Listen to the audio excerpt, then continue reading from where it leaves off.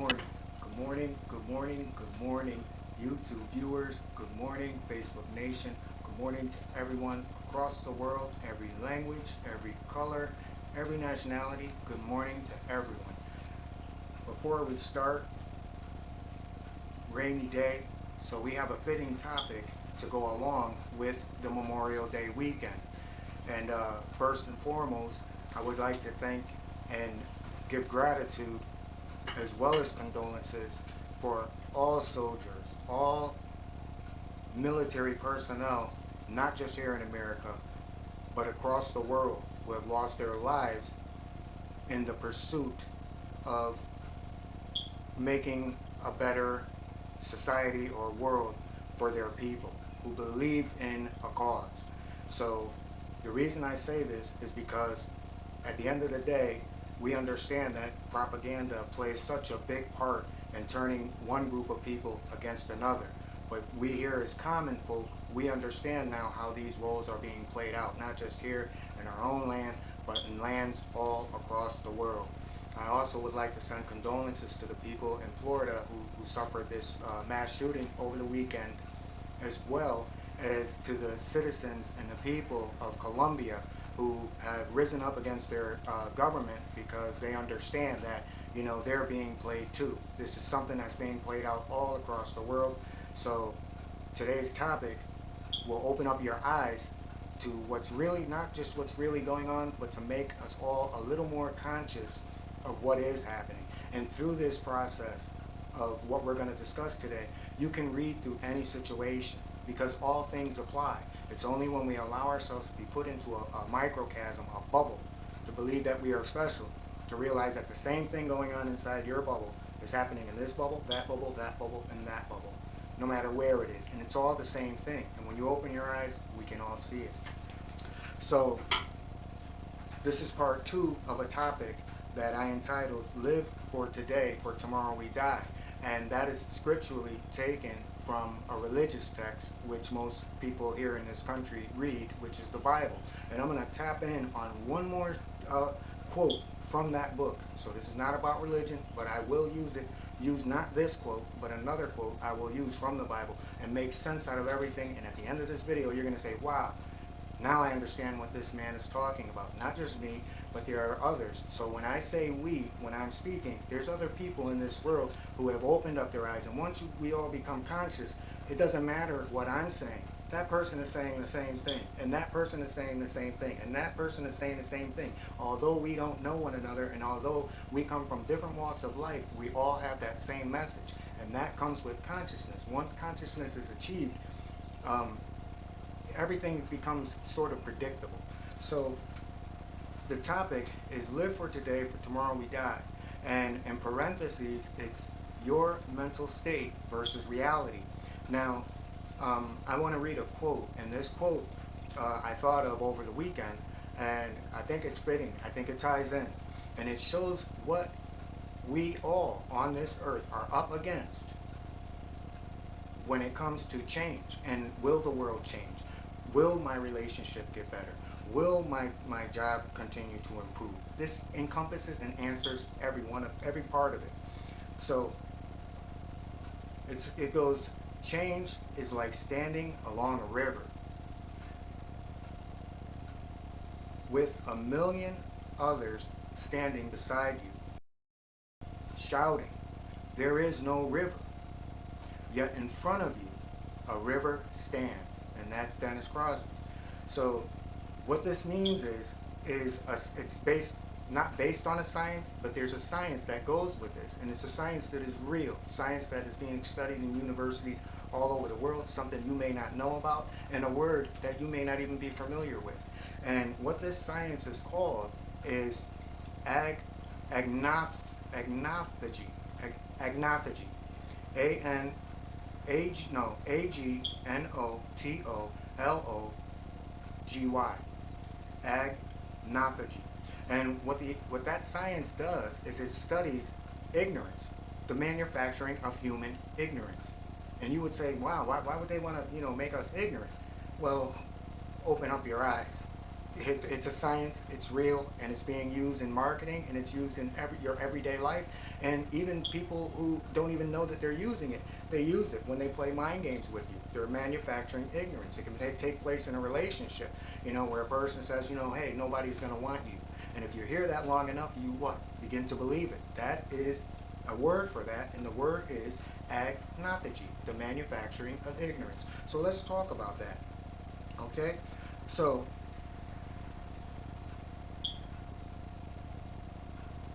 with understanding consciousness, we have to understand not when, but where does the mystery end when it comes to our intelligence. We function on a lot of mystery. And where does reality set in? And how does denial play a major role in our growth of consciousness, becoming conscious? So I spoke with a good friend of mine, and her name is Miss M. Very intelligent person. And she is also a person who is light because, they come at it in different ways. And in her field, she says things to people that are so nice that they make sense. And people, they say, oh, that's a nice saying. And, but that's her way of getting the message across, because within the post, within the messages that she sends out, there's a much deeper meaning. And, the reason that I went to her with this question is because, I asked her and I said, I believe that there's a fear. I believe that people, all people, no matter where they are in the world, they understand what's really, really taking place in this world about the manipulation and the, the way that we're being played against one another. But I believe that there's a fear, and so people shut themselves down. They create a false reality. And, when she expressed to me that, that most people function on emotion, it clicked. And I started writing at that point. I started writing this today. So, even though I had the title back then, the concept did not come until that conversation, because good people need to relate to good people. We can't shut down intelligence. We can't say that, hey, this person has a good message, so I'm going to latch on to the person and then, drain whatever and bring whatever, message that person has, incorporate it and make it my own. That's not the way intelligence works. You respect what another person does, even if, they're spreading the same message. You have to respect it. And this is one of the things I do. And for you, Miss M, I give you so much love on that, for, taking the time. Most people don't want to get deep. And for you, you do. And to you explain the way that, you process things and the way that you view life, it makes me stronger. So, and others. So we're all doing it, and you're spreading your strength to me, and I'm spreading the strength to others. So thank you so much. But, she expressed that we live, most people live in an emotional state. And that is so true. And for you men out there, that emotional state is not a man characteristic. It's not a characteristic that a man should have. A man should lean more on the rational side of life. So we're going to discuss for the men as well as the women how these things work and what are the consequences of these, of our actions. So to get back to fear, fear is real. We all have fear. However, shame is also real, but yet shame is something that we run from, and that's where complications come in, because in short, the emotional state of being is a state of mind in which most people operate. However, consciousness is a balance, and this is where we come in, man. So if we can agree that, we function on an emotional state, then we must also therefore understand that we have a rational state of mind also. And this is what encompasses both emotional and the rational mind. In turn, by doing so, this allows us to self-reflect. So we're always self-reflecting. So when we think of fear, we think of shame, we think of, feeling bad, and we shut those things out and we just ignore it and move on. We've already deceived a side of our consciousness, which makes us whole. So it's almost like walking around as a half person, and we lose something. And if you don't use something and you lose something, it goes away, and it's hard to get that back. So let's get that consciousness, let's get our self-reflection back, and let's put all these things to work to make our world, make ourselves better for not only ourselves, not only for our family, but for the world. So let me give you an example of how this works, because I don't want to keep everybody on some science stuff and get deep. I want to show you in real time how this works. So not only how it works, but how it fails, and when we rely on one side or one train of thought over another. So this is an example, and this is for minorities, people of color, mostly us, black. But it applies to every race because this process is being used on every race. But these are some of the things that we hear about others say about black people. Now I'm going to show you how this works. So this is the example. How many people have heard this? Black people are lazy. Black people do not want better.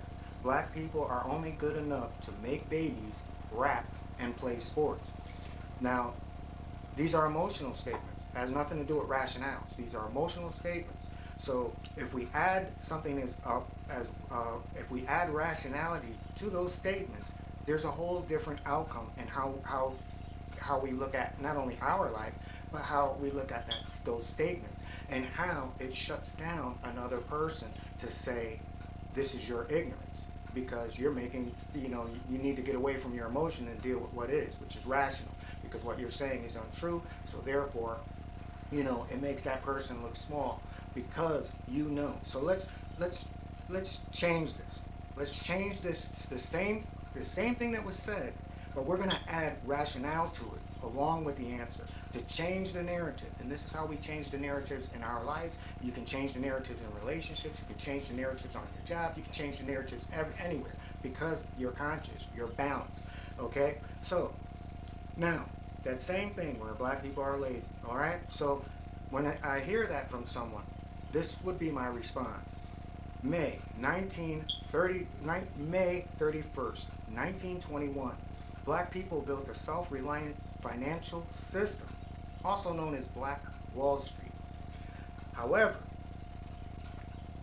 in 1937, President Roosevelt destroyed black homes, and took back black-owned land from blacks, which brought forth the concrete jungles we see today, which is housing projects. So it's not what you think of black people, it's what you are doing to hide the truth from black people and stun the process of our growth.